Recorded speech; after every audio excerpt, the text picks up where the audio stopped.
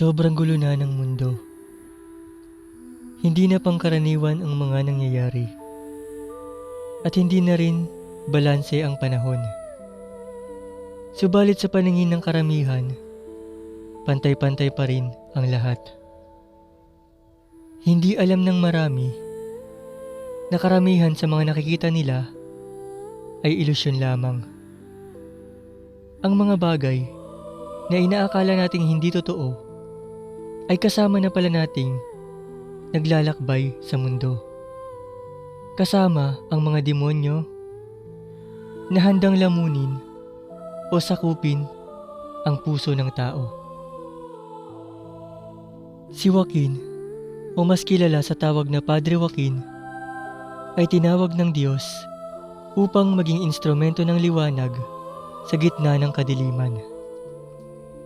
Pinili niyang tumayo bilang gabay at protektor, handang harapin ang sino mang nilalang na nagnanais na sirain ang kapayapaan ng mundo at magtatangkang maghasik ng kasamaan sa puso ng mga inosenteng tao.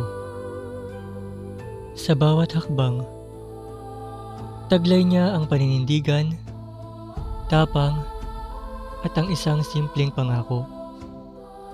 Hindi niya hahayaan ang ilaw na mawala sa mundong ito.